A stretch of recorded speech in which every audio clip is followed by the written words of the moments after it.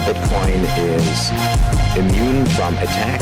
Welcome to the Crypto Show's Digital Cash Evolution here on the Bloomberg Network and also the Let's Talk Bitcoin Network. And we're very honored to have Andreas Antonopoulos, who is actually part of the Let's Talk Bitcoin Network. And I really want to stress that you go there and check that out. Not only is Let's Talk Bitcoin a really good podcast that'll give you great information, but there's multiple other podcasts on that network that are fantastic. Epicenter Bitcoin, What Bitcoin Did, all these other guys. You'll get a lot of different viewpoints and a great understanding of what cryptocurrency is. So definitely check that out.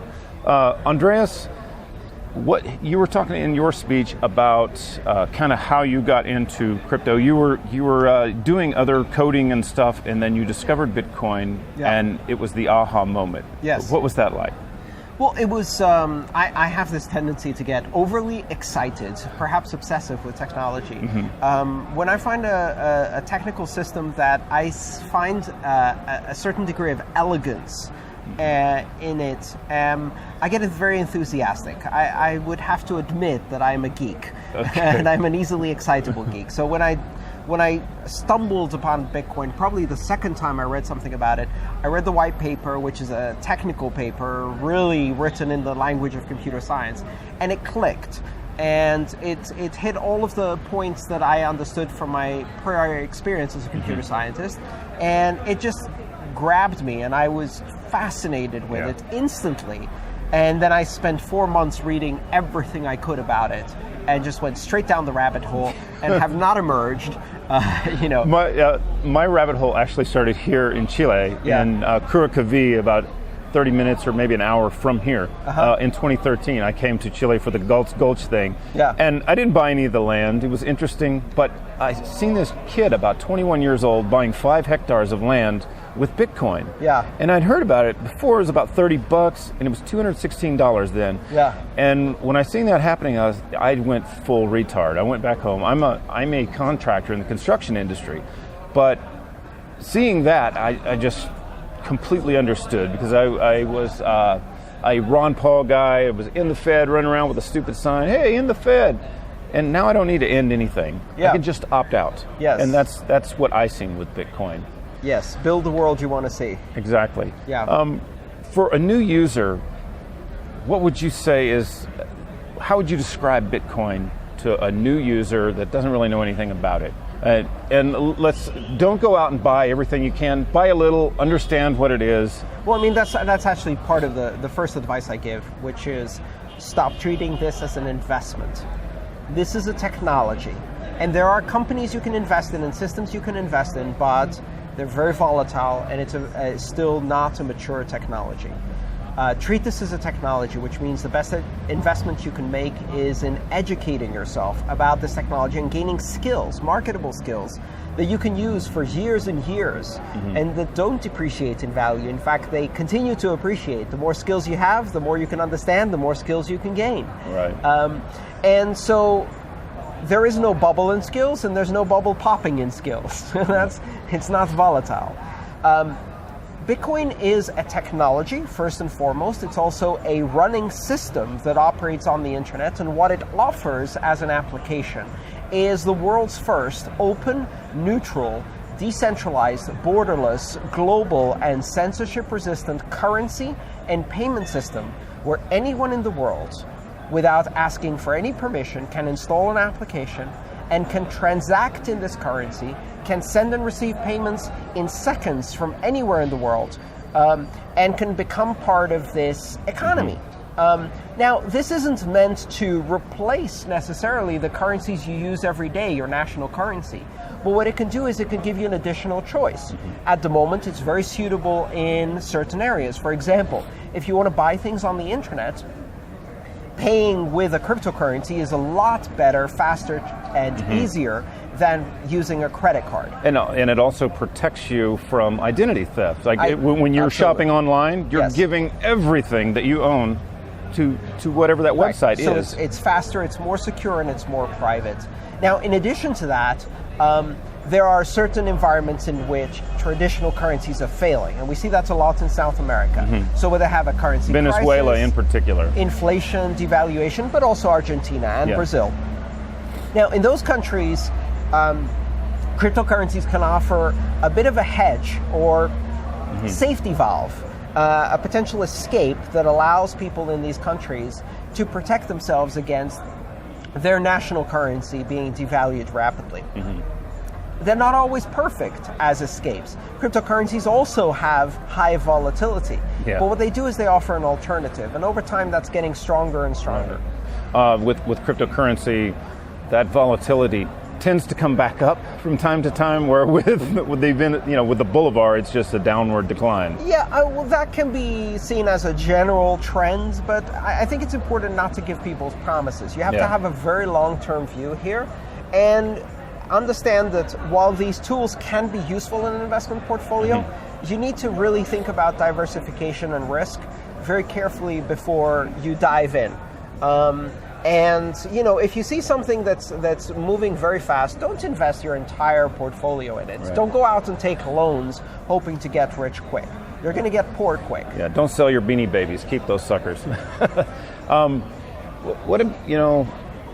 You talked about the number of people in the world that are using. There's 7 billion people, and how many billion are banked, and there's another 6 billion that are unbanked. So think of the possibilities of opening yourselves up to internet There's about 2.5 billion people who are completely unbanked, and there's about 6 billion who are severely underbanked and unbanked.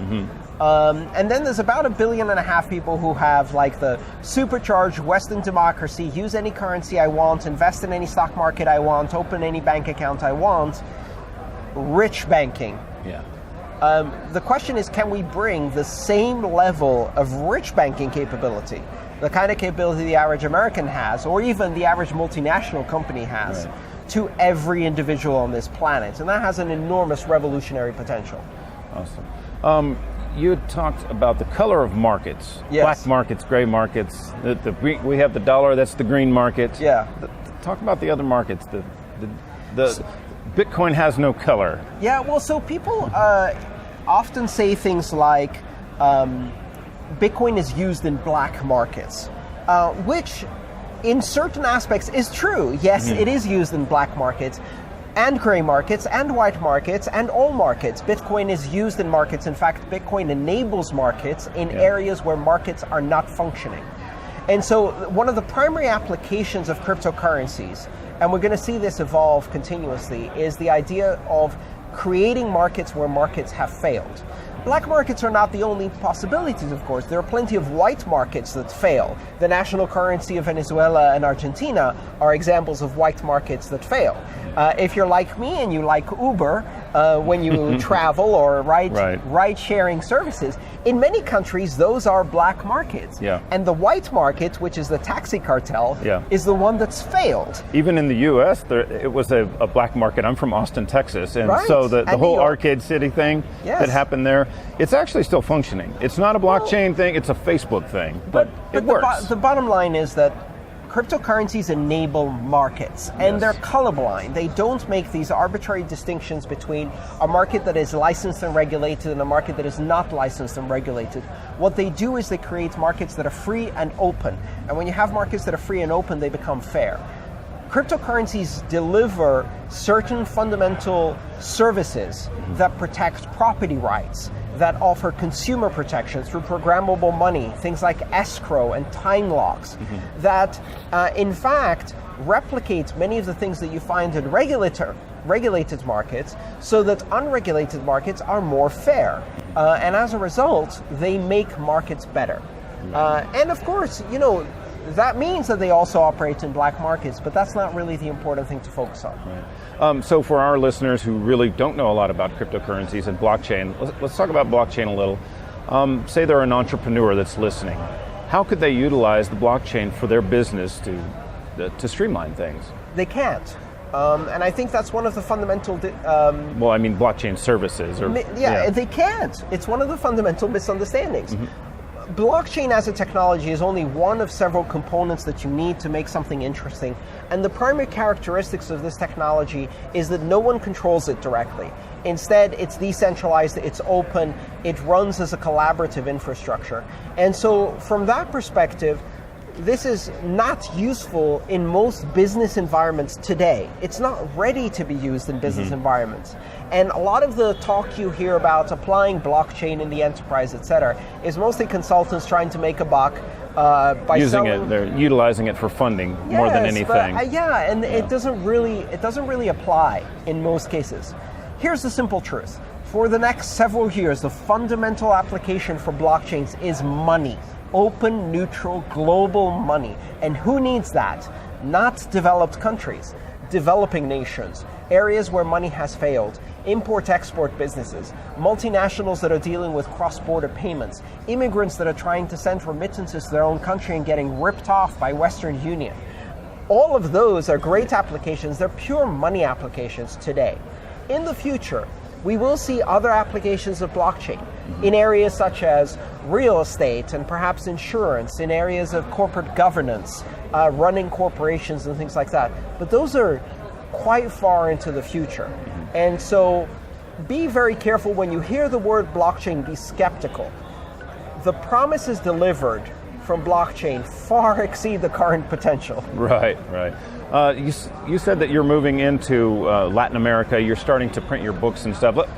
You want to go ahead and mention all of your books and what you're trying to do with Spanish to reach out to the Latin America. Yeah, absolutely. So to me, Spanish language countries, Spanish-speaking countries are a hotspot for activity in the cryptocurrency space because they have the combination of corrupt governments, corrupt banks, failing currencies, and difficult economic conditions, which means that people need alternatives here more than they do in Western developed countries.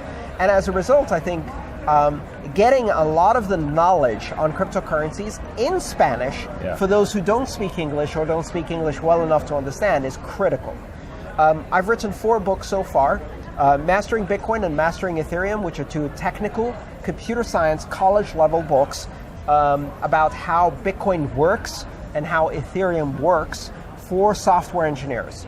I've also written 2 books that are for a general audience, which are a collection of my talks, and about why Bitcoin and open blockchains matter to the world and what their social, political implications and economic implications will be. That's about a vision of technology, of where it's going to take us. Those books are called The Internet of Money, Volume 1 and Volume 2. Volume 1 has now been translated into 9 languages, including Spanish and Brazilian Portuguese for South America. And we're working on translating all of my books in Spanish, as well as more than 100 videos which have Spanish language subtitles. Subtitles, awesome.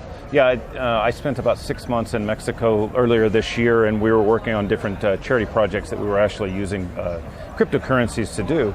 And in doing that, I met some people that they told me that 52% of Mexicans do not have any form of bank account. Yeah, it's not surprising. The level of unbanked in the United States is 18%.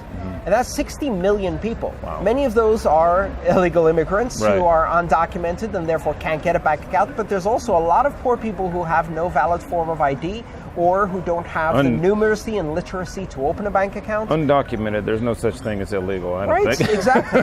Yes. That's illegal. Illegal human beings is There bullshit. are no illegal human beings, absolutely. And so, and undocumented are not just immigrants, they're also citizens and residents who are undocumented for other reasons. If I stay here beyond my visa, I'm illegal. Yeah.